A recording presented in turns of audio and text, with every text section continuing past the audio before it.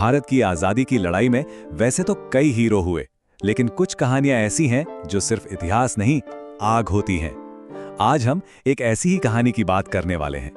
कहानी नेताजी सुभाष चंद्र बोस की और उनकी आज़ाद हिंद फौज की। ये सिर्फ शब्द नहीं थे, नहीं, ये एक ललकार थी, एक ऐसा वादा जिसने पूरे देश के खून में जैसे उबाल ला दिया।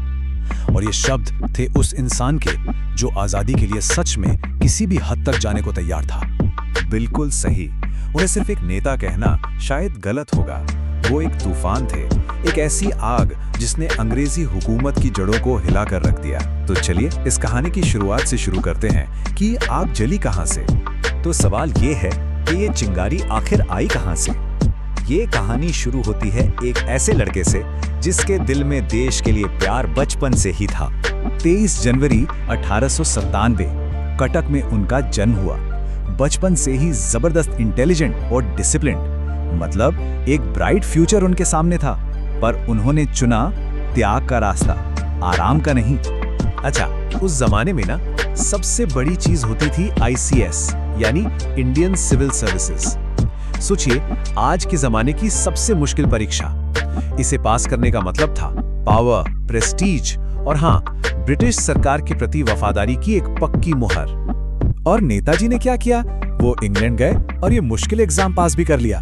लेकिन जैसे ही उन्हें यह एहसास हुआ कि ये नौकरी तो अंग्रेजों की गुलामी करने जैसी है, उन्होंने एक पल नहीं सोचा, इस्तीफा दे दिया। बस इसी एक फैसले ने उनकी पूरी जिंदगी का रास्ता तय कर दिया। भारत वापस आए, कांग्रेस ज्वाइन की। लेकिन यहाँ उनकी सोच और कांग्रेस के बड़े नेताओं की सोच में एक बहुत बड़ा फर्क था, और ये फर्क जल्द ही सामने आने वाला था। देखिए, मतभेद की जड़ क्या थी। एक तरफ थे गांधी जी, जो अहिंसा के रास्ते पर चलते थे। दूसरी तरफ नेताजी, जिनका साफ मानना था कि अंग्रेजों से बात करके आजादी नहीं मिलेगी, उन्हें भगाने के लिए हथियार उठाना जरूरी है, एक सशस्त्र संघर्ष जरूरी है। बस यही सोच का फर्क उन्हें एक बिल्कुल अलग, एक बहुत ज्यादा साहसिक रास्ते पर ले गया। तो बात है 1941 की। अंग्रेजों ने नेताजी को उनके ही घर में नजरबंद कर दिया था। उन्हें लगा कि अब वो कुछ नहीं कर पाएंगे, लेकिन उन्होंने वो किया जिसकी किसी ने कल्पना तक नहीं की थी। वो भेष बदलकर अंग्रेजों की आंखों में धूल झोंककर अपने ही घर से निकल गए। और ये कोई छोटी मोटी यात्रा नहीं थी, ये एक एपिक जर्नी थी। भारत से जर्मनी और फिर वहां से जापान।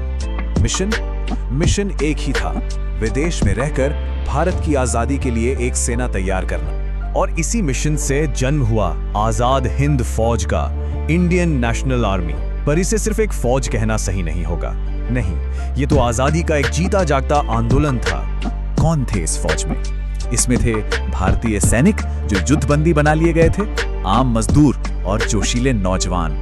और एक चीज जो उस वक्त के लिए बिल्कुल रेवोल्यूशनरी थी, उन्होंने बनाई महिलाओं की एक पूरी रेजिमेंट, रानी लक्ष्मीबाई रेजिमेंट। सोचिए, ये कितनी बड़ी और आगे की सोच थी। लेकिन बात यही नहीं रुकी। 1943 में सिंगापुर में उन्होंने एक और बड़ा ऐलान किया, आजाद हिंद सरकार का गठन। ये भारत की पहली अस्थायी आजाद सरकार थी। और मजे की बात यह है कि इसे जापान, जर्मनी जैसे कई देशों ने मान्यता भी दी थी।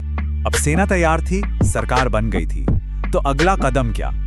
उन्होंने अपनी फौज को एक सीधा साफ नारा दिया, दिल्ली चलो। ये सिर्फ कहने के लिए नहीं था, ये एक ऐलाने जंग था। मकसद साफ था, दिल्ली पहुंचो और अंग्रेजों को भारत से निकाल बाहर करो। और इसी के साथ उन्होंने एक और नारा दिया जो आज हम सबकी पहचान बन गया है, जय हिंद। एक ऐसा नारा जिसने धर्म, जाति सबसे ऊपर उठकर पूरे देश को एक कर दिया। और फिर आया वो नारा, वो आवाहन जो अमर हो गया। ये एक सौदा था, एक मांग थी कि आजादी चाहिए तो कीमत चुकानी होगी। अपना सब कुछ, यहां तक कि अपना खून भी देने के लिए तैयार रहना होगा। तो आजाद हिंद फौज ने जापानियों के साथ मिलकर भारत की तरफ बढ़ना शुरू किया। जबरदस्त लड़ाइयां हुई, लेकिन कहानी में एक ट्विस्ट था। उनकी असली जीत जंग के मैदान पर नहीं, कहीं और होनी थी। हाँ, ये सच है, इम्फाल और कोहिमा की जो लड़ाई थी वो बहुत मुश्किल थी। INA को वहां पूरी तरह से कामयाबी नहीं मिल पाई।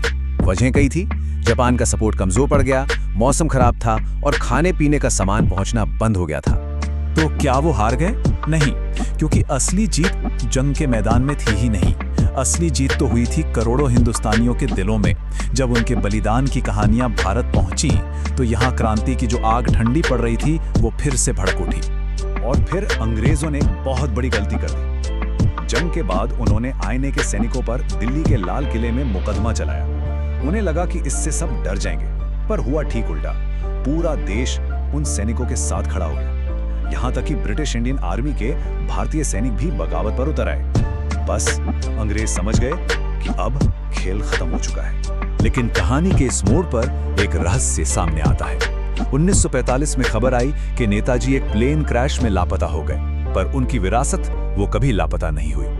हाँ, उनका लापता होना आज भी एक मिस्ट्री है जिस पर बहुत बहस होती है, लेकिन उनकी विरासत, उनकी लेगेसी वो बिल्कुल क्रिस्टल क्लियर है। उन्होंने ये साबित कर दिया कि आज़ादी मांगने से नहीं, छीनने से मिलती है। उसके लिए संघर्ष करना पड़ता है, बलिदान देना पड़ता है। तो फिर इस कहानी का अंत क्या माना जाए? क्या है नेताजी की कहानी का द एंड?